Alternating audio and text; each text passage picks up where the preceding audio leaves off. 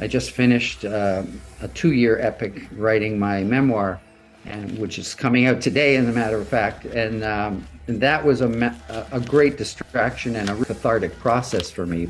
In the telling of my life, I said to myself, what is the point if you're going to play cutesy and hide the truth?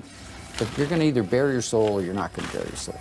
And it didn't seem to serve me any purpose to be cagey about what I thought. I mean, I just laid it out there.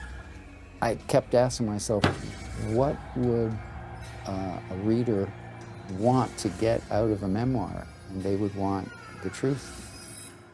And so I just told it as best as I could.